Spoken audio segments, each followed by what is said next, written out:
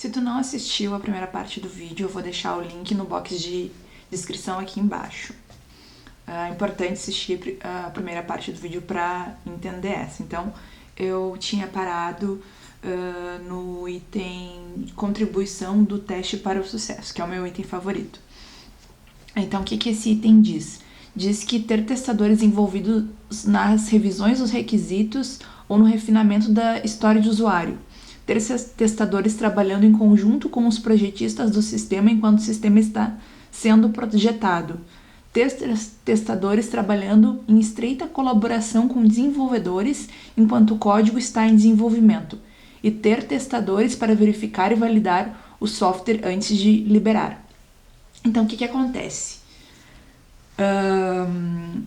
Essa sessão, ela me diz que eu devo ter o testador participando o quanto antes do projeto. Se eu tiver um testador lá envolvido no refinamento de uma história de usuário e o testador, até pela sua habilidade de identificar defeitos, né, que já é uma característica do testador, ele já pode verificar que uma história de usuário não está completa, que uma história de usuário ela está, conforme até o exemplo lá da seção de causa raiz, que ela está ambígua. Então, ele identificando isso, enquanto isso nem virou código, esse defeito ele não vai se propagar, ele não vai ir para os outros níveis de desenvolvimento, esse defeito ele não vai ir para código, não vai ir para o sistema causando uma falha.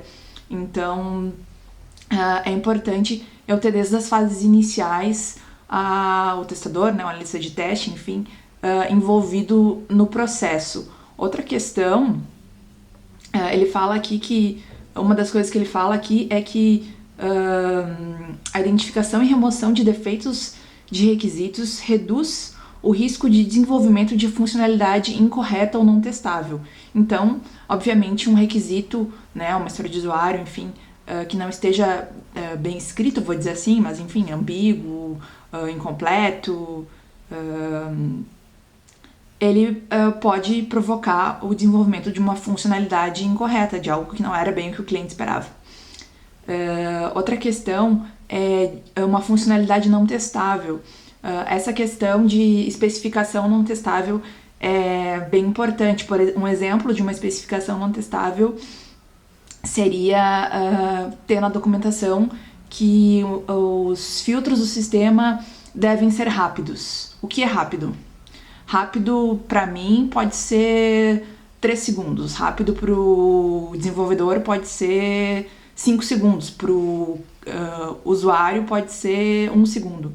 Então, isso eu dizer que eu quero que os filtros do sistema sejam rápidos não é algo testável, porque eu não tenho os parâmetros, né? Eu não sei, eu preciso definir o que é rápido, né? Isso tem que ter um consenso de todas as partes interessadas no projeto do que é rápido, para que quando o desenvolvedor for fazer, ele faça dentro desse intervalo, né? Se for definido que rápido é até 4 segundos, o desenvolvedor vai fazer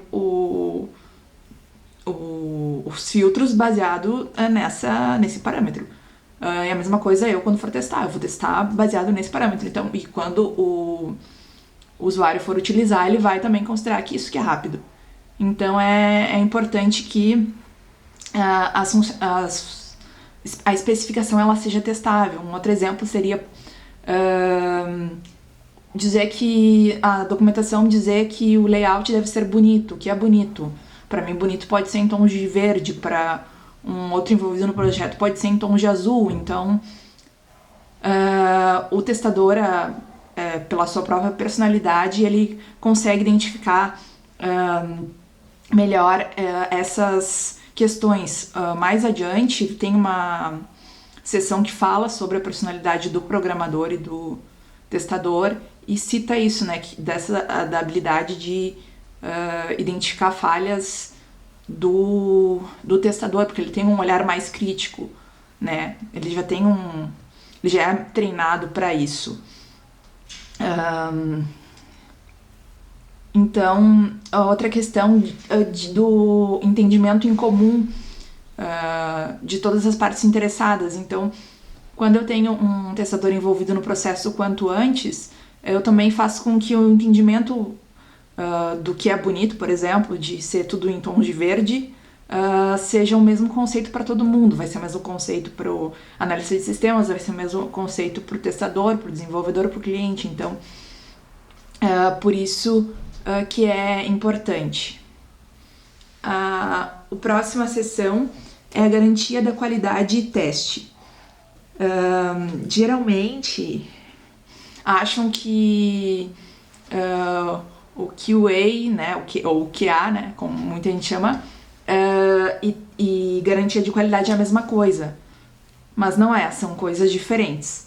A garantia de qualidade é tipicamente focada na adesão a processos adequados a fim de fornecer confiança de que os níveis apropriados de qualidade serão alcançados. Como a garantia de qualidade está relacionada com a execução adequada de todo o processo, a garantia de qualidade ela apoia o teste, ou seja, não são sinônimos.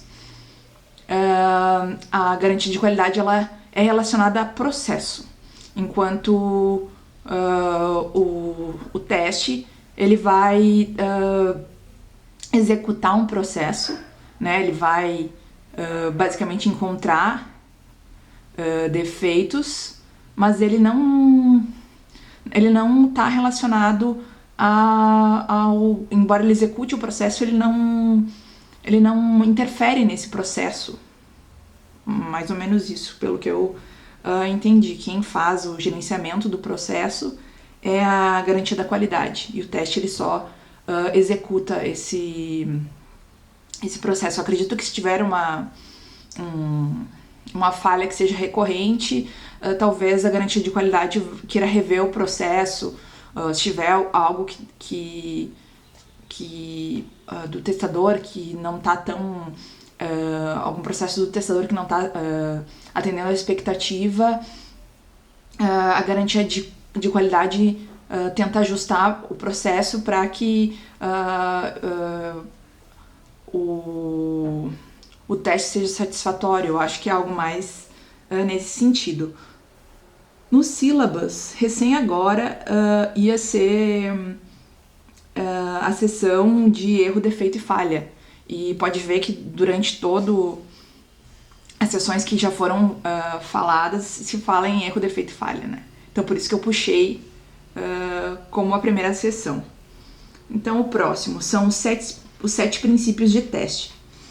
O primeiro princípio: o teste mostra a presença de defeitos e não sua ausência. Perfeito. Quando eu testo, eu estou evidenciando defeitos, né? Evidenciando falhas, né? E não a ausência de falhas. O que acontece? Se a gente usar o exemplo aquele do campo observações, dos 255 caracteres, se eu fiz o teste com 300 caracteres, eu evidenciei uma falha, que é quando eu tinha mais de 255 caracteres. Mas eu não fiz o teste das aspas, né? Isso foi detectado em produção, lá o cliente que descobriu. Então, eu mostrei a presença de defeito e não a ausência. Eu não tenho como dizer assim, não tem nenhum defeito, já testei. Né? Por mais que, após eu encontrar o erro, o erro não, né? A falha, quando o campo observações tem mais de 255 caracteres, eu enviei isso para desenvolvimento, isso foi corrigido, devolvido para mim, eu fiz um teste de confirmação, vi que tá ok, liberei. Eu mostrei uma presença de um defeito e não uma ausência de um defeito, né? Tanto é que descobriram depois em produção lá a falha quando inseria as aspas, tá? O segundo ponto são testes exaustivos são impossíveis. Testes exaustivos é quando eu testo em um sistema todas as entradas, cenários possíveis dentro daquele contexto. Por exemplo, naquele sistema, naquele meu outro exemplo de soma de dois números, quantos números eu consigo somar? Mas se eu começar com um número negativo menos 1.246.000,25 mais 1,42, né? Então eu tenho muitas possibilidades de dois valores que eu posso somar. Então, imagina se eu fosse testar todas essas possibilidades. Então é impossível eu testar todas as possibilidades. Então a gente sempre testa um conjunto de possibilidades que não é aleatório, por isso não é qualquer pessoa que pode fazer o teste, tem que ter conhecimento, né? Existem técnicas que são discutidas, acho que no capítulo 4, se eu não me engano, é mais adiante, para a seleção dos melhores valores para teste. Né? Para que eu selecione os valores que me deem uma maior segurança de que o sistema não vai falhar, né? O teste exaustivo, ele só deve ser feito em casos triviais. Um caso trivial seria se o meu sistema de soma de dois números só permitisse que fossem somados números de 1 a 3. Então, se eu posso somar 1, 2 e 3, né? Então, é fácil eu combinar todas as possibilidades de dois números, de soma de dois números entre 1 e 3. Então, nesse caso, eu poderia fazer um teste exaustivo. Mas, na maioria dos casos, eu tenho N combinações, então eu não consigo fazer testes exaustivos. O próximo princípio, o teste inicial economiza tempo e dinheiro. Isso tem um pouco a ver com o item de contribuição dos testes para o sucesso, né? Então, quanto antes o teste for implementado, a empresa vai ter uma economia de tempo e dinheiro. Imagina o seguinte, uma falha que é descoberta só em produção. Então, olha só o tanto de pessoas envolvidas. O cliente descobriu lá o erro das aspas, por exemplo. Então, ele vai abrir um chamado, o suporte vai atender ele, né? Já tem aí pelo menos um profissional envolvido. O suporte vai passar isso para o desenvolvedor. Eu tenho um segundo profissional que eu vou ter que parar o que ele está fazendo. De repente ele está num outro projeto, tá desenvolvendo uma nova funcionalidade. Eu tenho que parar ele para ele atender o reporte de uma falha. Depois que ele desenvolver isso, ele vai parar eu para que eu faça o teste dessa falha. Depois que eu disser que está tudo ok, vai parar uma outra pessoa que vai fazer a instalação da nova versão do sistema. Então, olha quantos profissionais envolvidos que tiveram que parar o que estavam fazendo para atender uma falha em produção. Então, se essa falha em produção fosse decorrente de um requisito incompleto, mal escrito, enfim, uma história de usuário ambígua, por exemplo, ainda teria que envolver uma outra pessoa para... não seria só o código para corrigir, teria que corrigir também a documentação. Então, é muito caro, né? Perdemos tempo e perdemos dinheiro, né? O que são dois fatores que estão relacionados.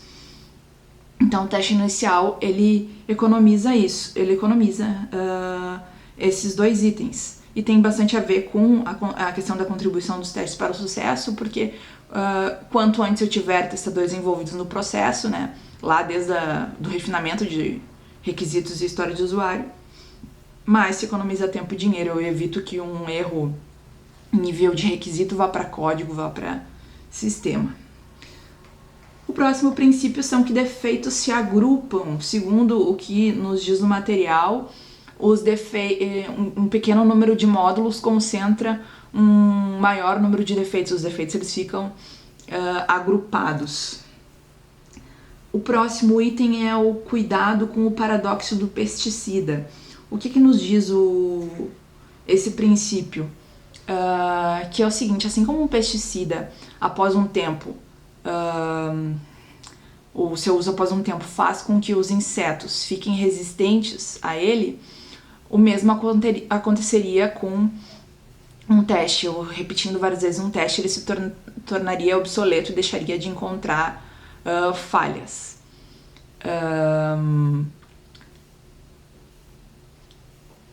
Trazendo isso para a vida real, eu acho um pouco estranho, porque quando eu repito um teste, eu vou repetir um teste em duas situações. São testes de regressão,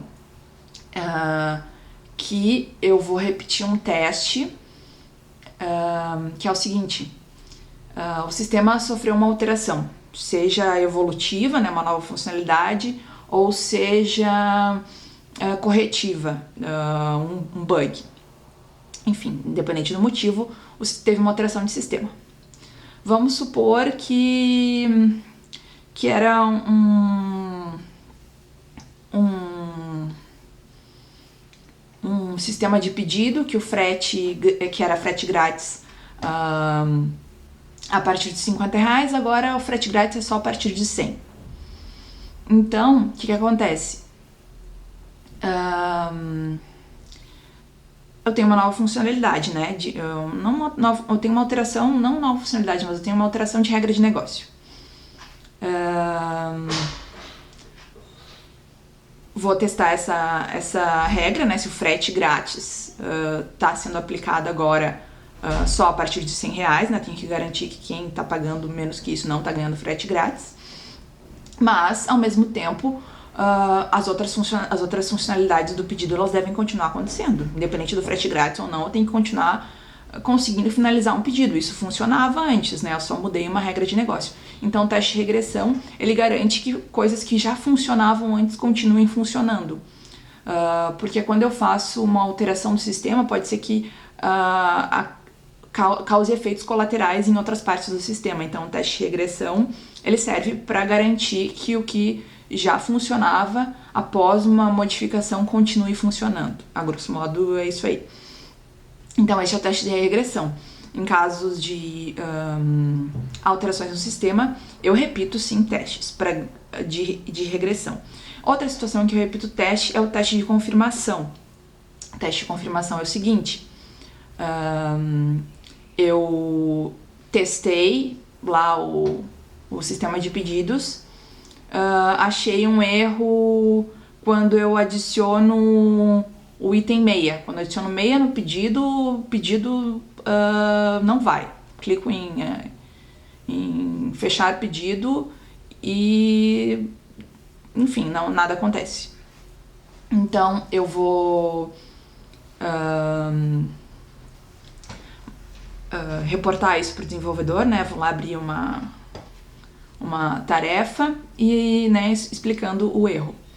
Quando o desenvolvedor me falar esse erro está corrigido, o que eu vou fazer? Um teste de confirmação. Eu não vou fazer um pedido adicionando uma camiseta. Eu vou fazer um pedido igual como eu fiz antes, adicionando uma meia.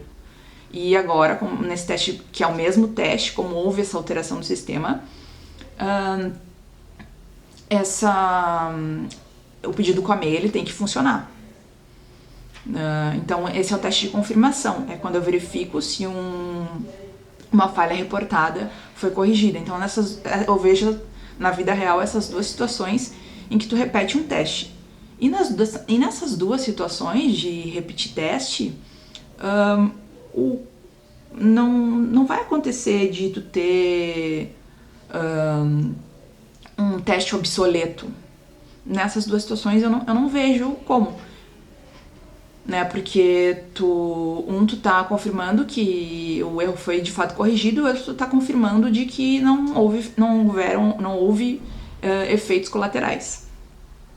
A única situação que eu vejo de um teste se tornar obsoleto é quando muda uma regra de negócio, que daí eu tenho que atualizar o meu teste.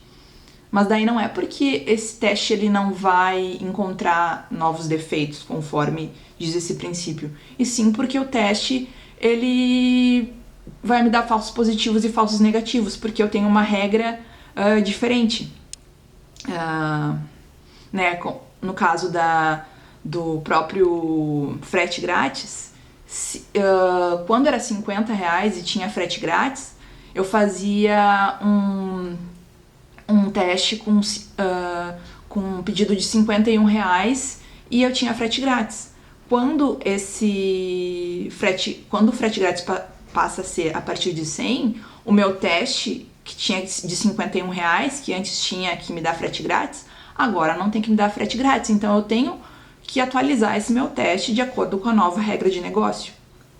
Então, essa seria a única situação que eu vejo de um teste se tornar obsoleto. É quando muda uma regra de negócio, né? Quando eu tenho uma alteração de requisito, de objetivos, enfim. Então, eu entendi a teoria, né? Se cair uma questão na prova, eu provavelmente vou acertar, eu acho. Mas eu não consegui trazer isso pra vida real. Se tu conseguir trazer pra vida real, me explica, né? Vamos ser amigo. O próximo é o teste depende do contexto. E aí pode ser o contexto, se está sendo utilizada uma metodologia ágil ou não, por exemplo, né? São diferentes contextos, então o teste ele vai ser diferente, né? Se é iterativo e incremental ou se é sequencial. E outra questão de contexto que eles falam é também assim, se for um teste em cima de um sistema interno, um pequeno sistema administrativo, ou se for um teste em cima de um sistema crítico de hospital, por exemplo. Vai ser também diferente, né? De hospital ele vai exigir um teste muito mais exaustivo, talvez, não digo exaustivo, mas muito mais crítico, mais severo, mais... enfim, vocês entenderam. E o último princípio de teste é a ausência de erros é uma ilusão. Esse tem bastante a ver com a questão, com o primeiro princípio lá, que o teste mostra a presença de defeitos e não sua ausência. Então, é uma ilusão eu achar que um sistema não apresenta defeito nenhum só porque eu testei.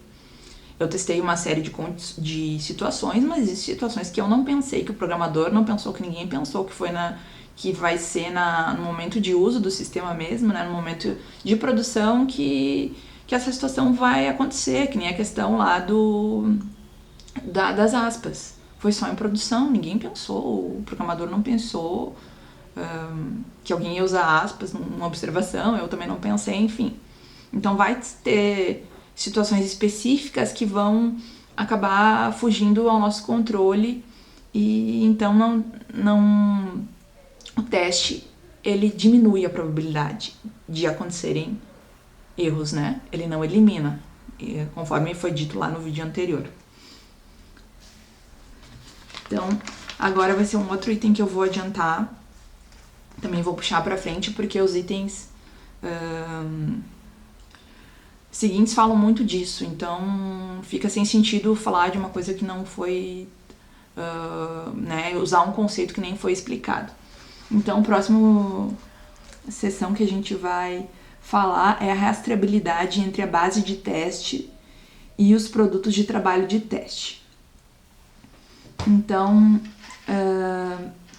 que o syllabus me diz? A fim de implementar o monitoramento e controle efetivo do teste, é importante estabelecer e manter a rastreabilidade durante o processo de teste e os vários produtos de teste associados a este elemento.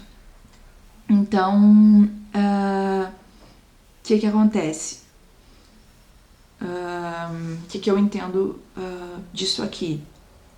Eu entendo que quando eu faço um teste, eu preciso ter um link, não um link literalmente, mas eu quero dizer um link de uma ligação mesmo entre o meu teste e o requisito, o que eu estou testando, por que eu estou fazendo esse teste, né?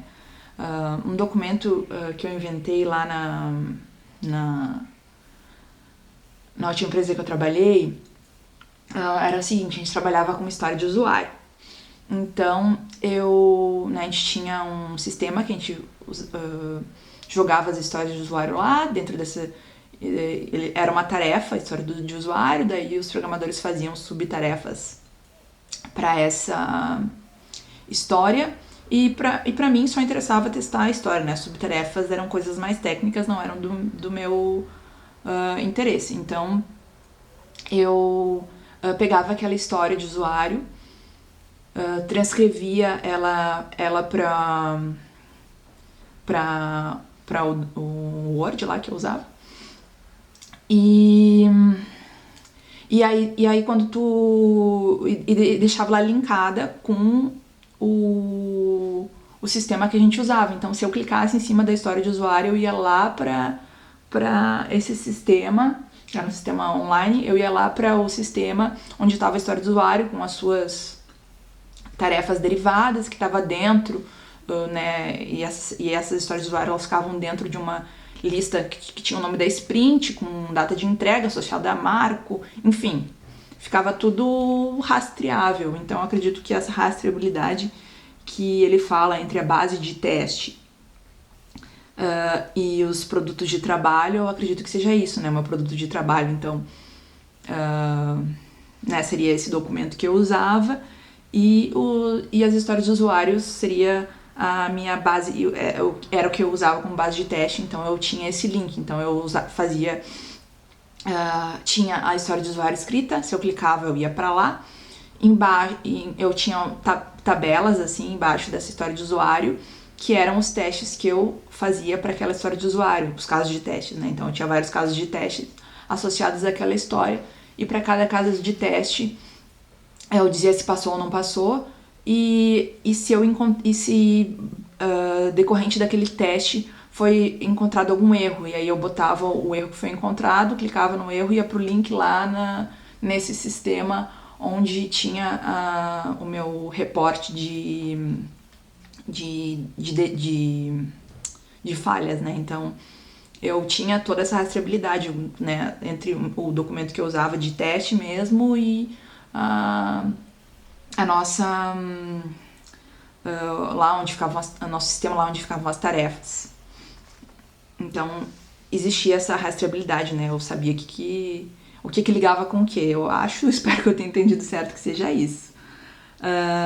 Então me diz o seguinte: a boa rastreabilidade permite avaliação da cobertura de testes, então eu consigo saber o que eu já testei, o que ainda falta testar. Eu tenho essa avaliação, né?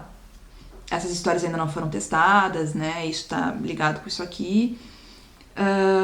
É possível analisar o impacto das mudanças, torna o teste auditável, atende aos critérios